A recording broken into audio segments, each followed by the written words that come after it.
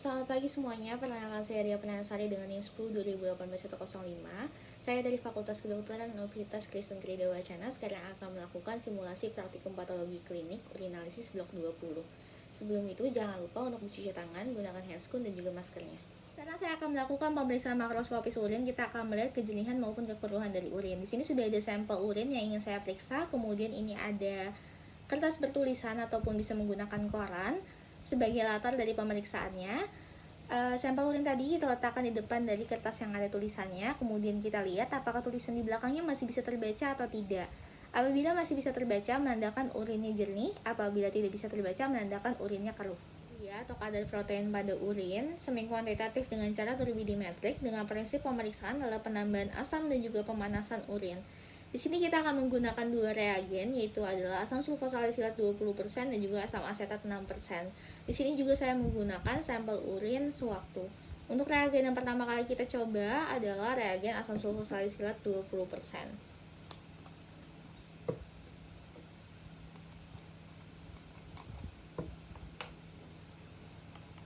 Kita akan menggunakan dua tabung, satu tabung sebagai kontrol dan juga satu tabungnya untuk yang diuji dengan pemanasan.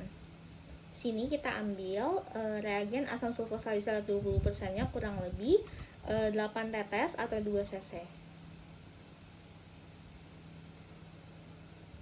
Kemudian kita ambil juga urinnya kurang lebih 2 cc.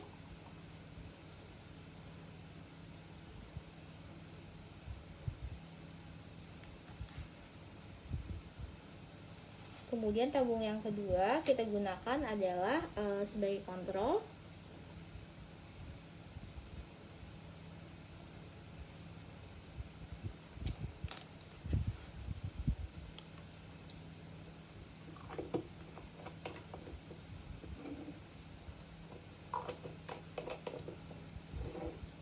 Selanjutnya kita lakukan pemanasan pada bagian permukaannya. Selesai dipanaskan, kita bandingkan dengan urin yang kontrol tadi. Apakah ada perubahan warna, apakah ada perubahan kekeruhan. Di sini baik urin yang dipanaskan maupun kontrol keduanya jernih, tidak ada perubahan. Apabila ada protein pada urin, positif 1 menandakan ada kekeruhan, tidak ditemukan adanya keping-keping. Positif 2 ditemukan ada keping-keping dan juga keruh. Positif 3 keping-keping yang lebih banyak dan juga ada keruh. Kemudian positif 4 akan terbentuk gumpalan pada urin yang dipanaskan tadi. Selanjutnya kita akan menggunakan reagen asam asetat 6% dan juga sama sampel urinnya adalah urin sewaktu. Di sini kita hanya menggunakan satu tabung. Kontrolnya adalah tabung itu sendiri. Jadi tidak menggunakan dua tabung seperti pemeriksaan asam sulfosalisilat 20%. Kita ambil reagen asam asetat 6%-nya kurang lebih 2 sampai dengan 3 tetes. Kemudian kita tambahkan urinnya kurang lebih 3/4 tabung.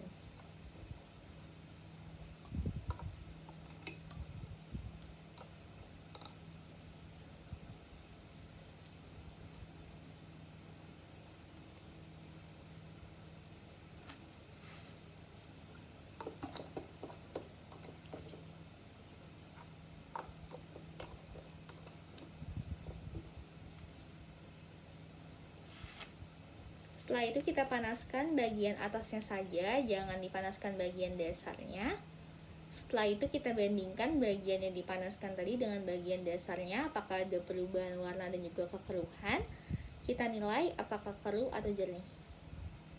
Apabila jernih berarti protein urea negatif, apabila keruh berarti protein ureanya positif. Pemeriksaan protein urea kuantitatif dengan cara SBA, kita memerlukan sampel urin 24 jam dan juga reagen SBA.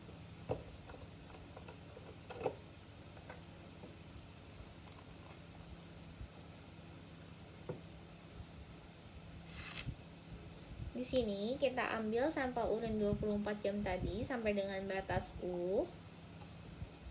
Kemudian kita masukkan reagen SBA-nya sampai dengan batas R.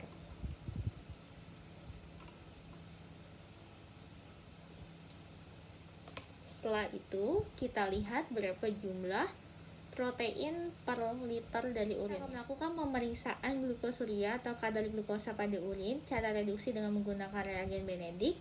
Di sini sudah ada sampel urin yang akan diuji dan juga ada reagen Benedict.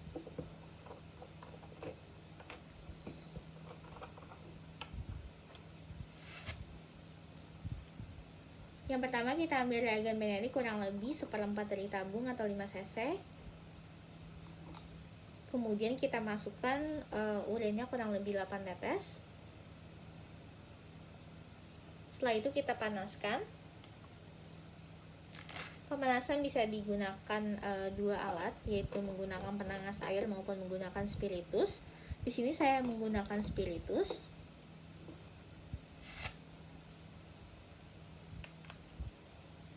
Kita panaskan pada spiritus, kemudian kita homogenisasi. Setelah itu kita lihat warnanya. Apabila warnanya biru menandakan reduksi negatif, apabila terjadi perubahan warna menjadi hijau maupun merah menandakan reduksinya positif. Pemeriksaan ketonuria dengan menggunakan reagen Rotera, amonium hidroksida, dan juga menggunakan sampel urin segar. Kita akan melihat apakah terbentuk cincin ataupun tidak.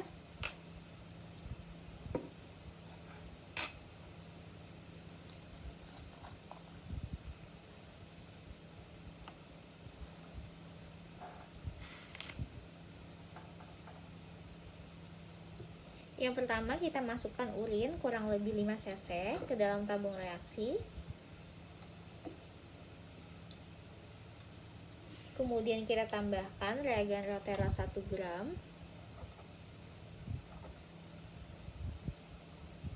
Setelah itu kita homogenisasi. Kemudian kita tuangkan amonium hidroksida melewati dinding tabung secara perlahan supaya bisa terbentuk cincin atau lapisan. Nanti lapisan atas merupakan amonium hidroksida, sedangkan lapisan bawahnya merupakan reagen Rotera dan juga urin. Kita tunggu kurang lebih 3 menit. Hasilnya positif apabila terbentuk cincin warna ungu dan juga hasilnya negatif apabila terbentuk cincin berwarna coklat. Sekarang kita akan melakukan pemeriksaan dengan menggunakan reagen Gerhardt. Untuk sampelnya masih sama, yaitu adalah urin segar.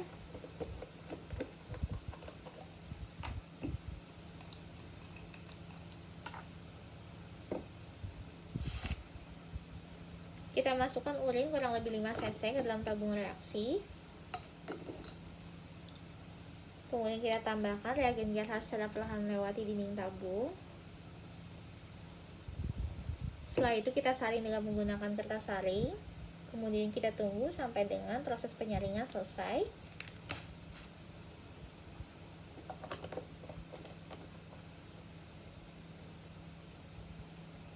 Setelah selesai disaring, kita tambahkan lagi reagen Gerhardt ke dalam filtratnya tadi.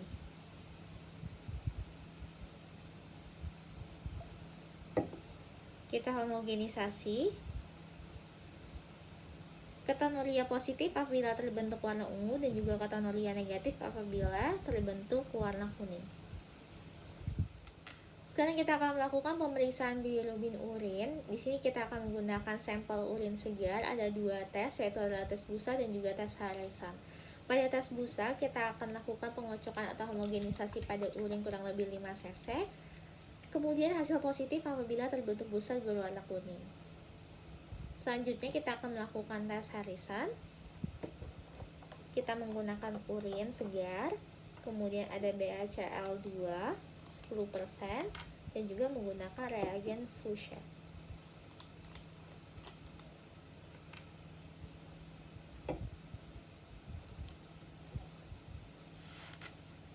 Yang pertama kita masukkan urin 5 cc ke dalam tabung reaksi dan juga kita tambahkan BaCl2 10% sebanyak 5 cc ke dalam tabung reaksi. Setelah itu kita saring menggunakan kertas saring, kemudian kita tunggu sampai dengan proses penyaringannya selesai.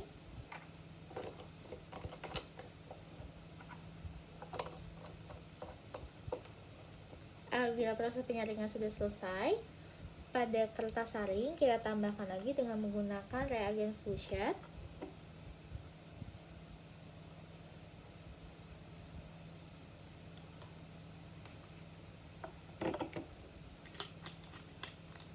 Bilirubin positif apabila pada kertas saring akan terbentuk warna hijau atau hijau kebiruan. Pemeriksaan urobilinogen urin dengan menggunakan cara Wallace-Diamond. Di sini sudah ada urin segar, kemudian ada aqueous dan juga reagen Wallace-Diamond.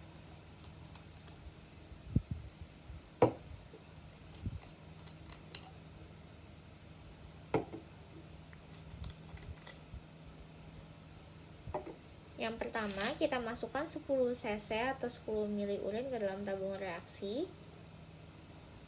Kemudian kita tambahkan reagen Wallace-Diamond melewati pinggir dinding tabung kurang lebih 1 cc. Lihat dari atas, lidi perubahan warna menjadi merah. Pada tabung yang kedua, kita masukkan urin 1 cc. Kemudian kita tambahkan aqueous 9 cc. Kita buat sebanyak 2 tabung.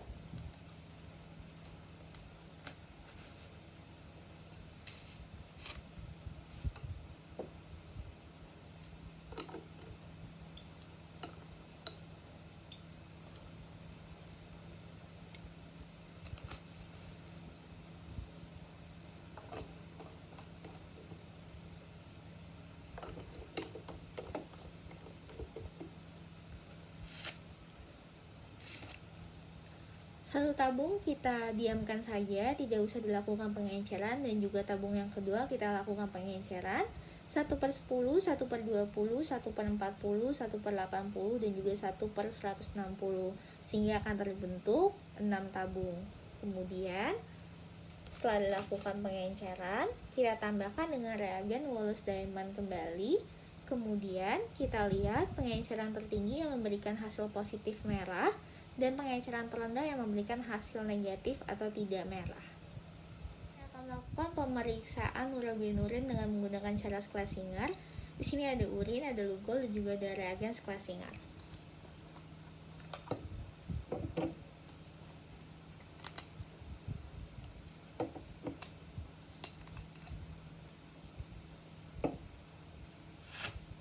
Yang pertama kita masukkan urin kurang lebih 5 cc, kemudian kita tambahkan dengan lugol. Setelah itu kita tambahkan juga dengan reagen Schlesinger kurang lebih 5 cc. Setelah itu kita saring.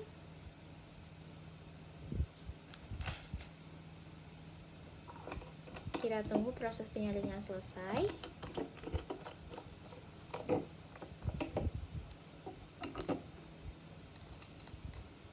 Apabila proses penyaringan sudah selesai, kita lihat filtrat dengan menggunakan latar karbon. Laporannya negatif apabila tidak berfluoresensi, menandakan terjadi penurunan urobilin urin. Kemudian positif 1 apabila berfluoresensi, menandakan normal.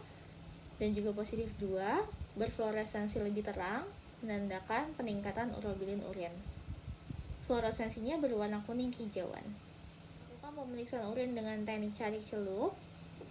Kita memerlukan sampel urin, kemudian kita ambil stripnya, kita celupkan ke dalam urin, kemudian kita tiriskan. Setelah kita tiriskan, kita baca hasilnya. Sekarang saya akan melakukan pemeriksaan sedimen urin. Yang pertama kita akan ambil urin sebanyak 3 sampai dengan 4 cc. Kita buat di 2 tabung, satu tabung sebagai kontrol dan juga satu tabungnya lagi kita masukkan ke dalam tabung centrifuge.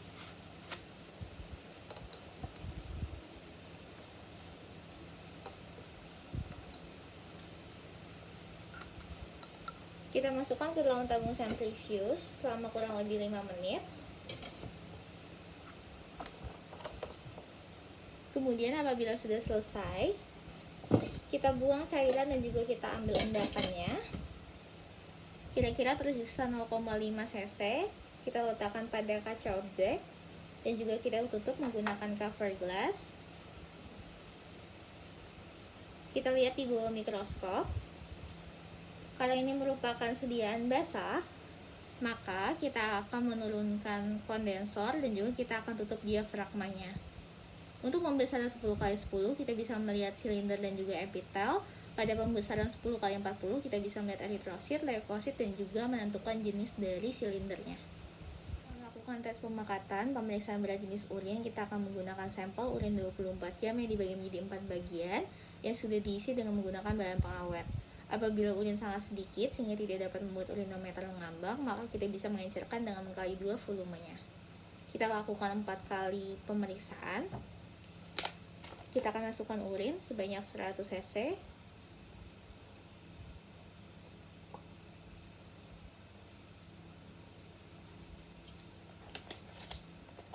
Kemudian kita masukkan urinometer dengan cara diputar. Usahakan tidak menempel pada dinding dan bisa diminimalkan agar pembacaan jadi lebih mudah. Hasil pemakatan normal apabila volume semakin lama semakin sedikit, sedangkan berat jenis semakin lama semakin berat. Tes kehamilan secara direct, kita akan teteskan urin di alas pengaduk pada 3 bagian.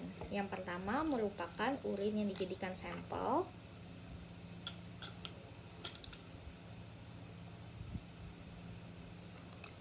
Kemudian kita masukkan kontrol negatif dan juga kontrol positifnya.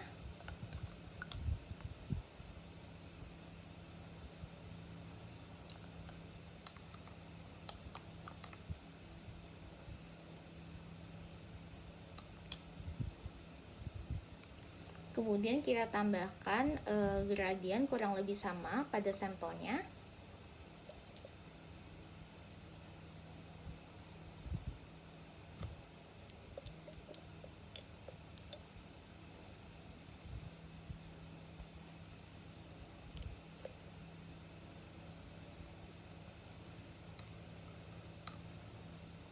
Kemudian kita aduk.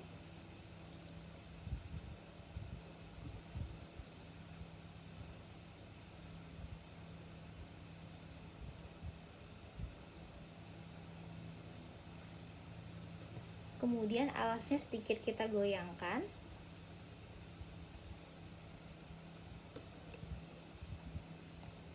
Apabila terbentuk aglutinasi, menandakan positif hamil. Apabila tidak terbentuk aglutinasi, menandakan negatif dari kehamilan. Kemudian apabila kita menggunakan strip, kita baca aturan pakai pada kemasan, kemudian celupkan pada urin sampai batas maksimal, diamkan 1 menit.